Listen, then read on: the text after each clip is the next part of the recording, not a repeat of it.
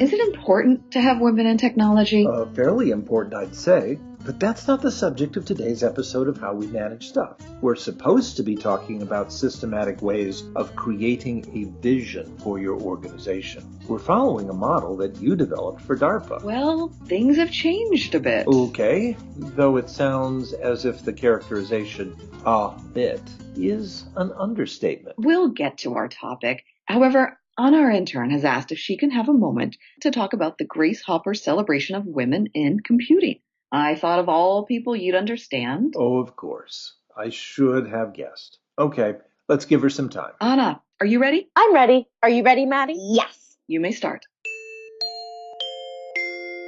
Hi, I'm Anna, the Directorial and Operational Assistant for Strategic Planning at How We Manage Stuff. And I'm Maddie. You need to give them your title. Your title. Why? Well, because no one will know who you are if you don't. They won't. But I'm Maddie. I am the CEO of Invisible Friend. That's my startup. Invisible Friend?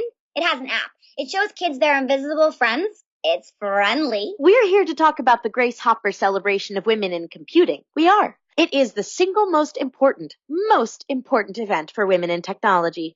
Every fall, thousands of women meet at this convention. Shouldn't I say that I go to the Lily and Mola Gilbert School for Disruptive Innovation? I think your title tells people more about what you are than your school. I myself never tell people where I went to school because I feel that what I have accomplished since is so much more important. But Lily and Mola Gilbert was a woman. And she was the first woman to be a member of the National Academy of Engineering. Grace Hopper was only the second member of the National Academy of Engineering, the second. But that's still a pretty big deal. And the third woman elected to the National Academy of Engineering was Mildred Dresselhaus. The fourth woman elected was Betty Anker Johnson. But Grace Hopper has a lot of awards. A lot of awards. She has a National Medal of Technology and a Navy ship named after her. And she was a Google Doodle.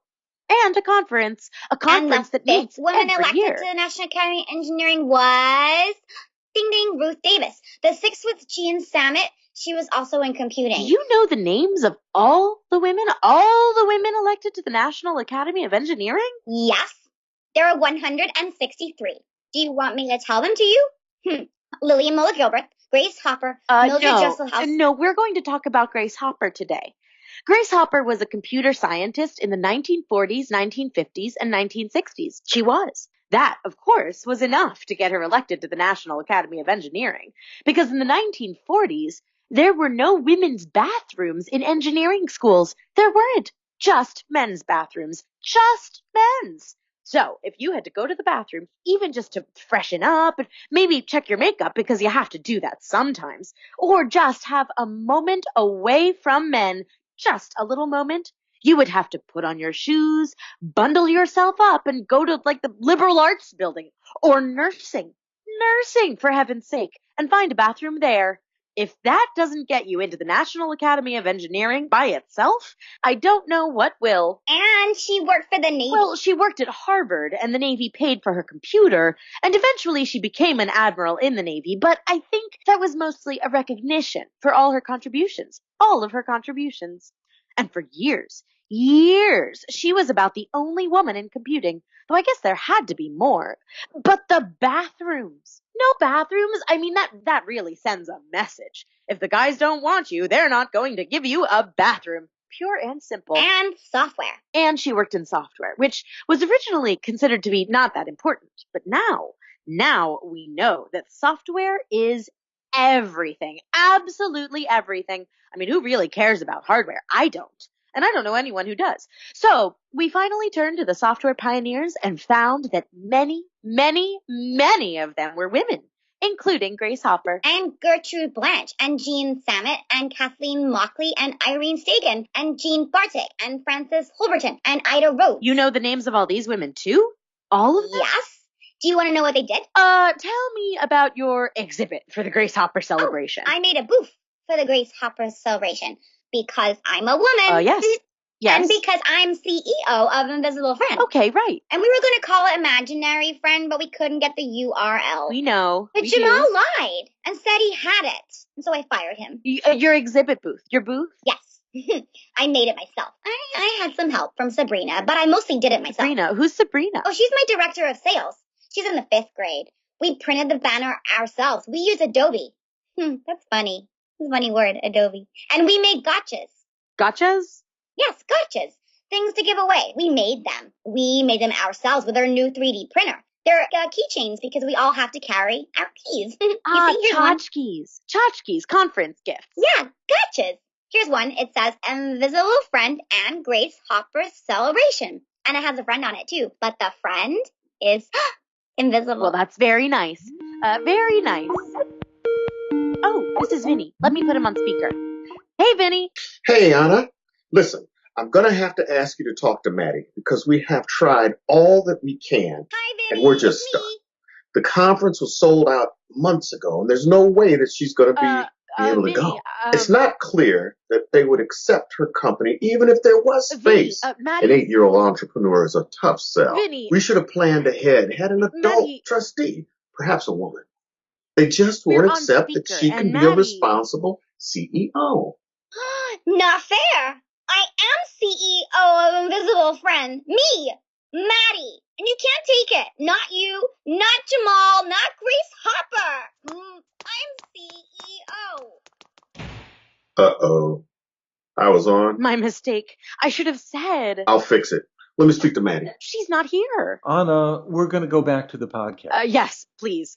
Please. We're here to talk about building a vision, which is one of the key elements of an innovative organization. Such an organization can create a vision, articulate it to everyone in the group, and make it the focus of all their activities. It's one of the key aspects of organizations such as DARPA, Defense Advanced Research Projects Agency. In our last podcast, we talked about how a vision is an image of the future, an image that is something more than merely deploying new technology. We were actually talking with Vinny, who described a vision as a loosening of constraints an organization or society makes with fewer claims on individuals. I believe that he said that the vision tended to give people more power or more time. That's right. In our visions, our story or narrative about the future, we generally want to be able to act with more authority. Or fewer restrictions. Right, or have more time, more opportunity to act. And in this episode, we want to consider how an organization might build a good vision. How they might do it systematically? Yes. That's hard. It is, but that is the big challenge of the industrial age. In industry, we make things. Or produce services. Yes, with systematic procedures. Hence, you would think that we need a systematic method for creating a vision of the future. This is just a variant of the idea promoted by Alfred Sloan, the first president of GM. Yes, he argued that if you are going to change your products or services, you need a systematic procedure to prepare for those changes and to make those changes. But this is not quite the same thing. No, it's not. He wrote about the process by which General Motors had the annual change of models. And that is certainly a systematic process.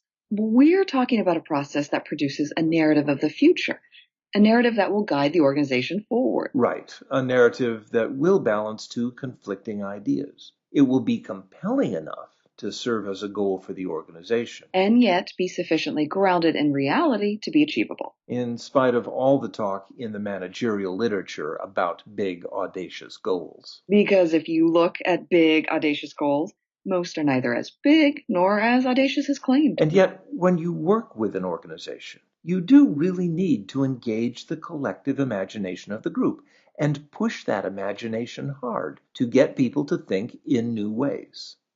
Certainly that's a common theme in many of the tools you use in your foresight methodology, or I use in my consulting. Yes, because you really can't go through the list of all the constraints in an organization and ask the group to say, what would happen if you eliminated one or the other? What would we do if we had more time, more people, a larger share of the market, a stronger research division? You may ultimately be looking for one of those things, but you can't start by being timid. You have to get them to think big. Because people tend to patch their reality rather than reform it. I wouldn't have put it that way, but I think that's the right idea. Patching, stretching, accommodating. When we're asked to imagine a future, we really don't like to make radical changes. We want to adjust or tweak our basic assumptions without making a serious change. If we think that we're limited by our share of the market, for example, we readily create a vision in which we have more market share, but nothing else changes. We don't think that we might need a bigger production facility or need to redefine our service or even reconfigure our organization. We adjust one little part. And get a vision that is timid and unreasonable in one breath. It's timid because it resembles what you have, and it's unreasonable because what you have is unlikely to be able to fulfill the vision you want. Thomas Kuhn. For those of you following at home, he's the philosopher who defined the idea of a paradigm shift in the 1960s. Exactly right. The Structure of Scientific Revolutions. He devoted several chapters of that book to this idea of patching or accommodating our beliefs. When you observe a phenomena that doesn't correspond to your theory of the universe, you tend to make minor adjustments rather than radically reform your ideas, rather than create a new vision. Because you have an investment in the old theory. You spent a lot of time developing it and studying it. You don't want to have to learn something new and abandon that investment. And yet every time you adjust that theory, you make it more complex and less plausible. The same is true for your vision of the future. Every time you attempt to adjust your ideas to accommodate new information or new facts or even new desires, you stretch and adjust what you know rather than create something new. A vision that's both daring and achievable. I mean, look at Grace Hopper and those women who were programmers during the 40s and 50s. If the engineers of that era had really appreciated that software was going to be the innovative technology, they wouldn't have assigned programming to little groups of women who worked on the side of the organization and didn't even get their own bathrooms. They would have started creating a much more innovative vision, and they would have done it fast. Huh. It's Vinny again. Hi, Vinny. Am I on speaker? Oh, just Tamara and me. Where's Maddie? She okay? Don't know, but I don't think she's gone far. Anna's looking for her. Well, I'm surprised as anyone that the conference was sold out. You know as well as any of us that being a CEO means that you are constantly learning lessons and that these lessons are hard. There isn't anything here that's your fault. Do you think she blames me? Vinny, you must have seen much worse. I'm sure all will be well, even if Maddie takes a little time to understand the issues that she's faced. It's true of all new CEOs, including, no, especially those that are 20 years older than her. Sure. And so, on this point, we'll bring the podcast to a close. Building a vision isn't easy, especially one that opens new possibilities. For How We Manage Stuff, this is David Allen Grier. And Tamara Carlton. Take care.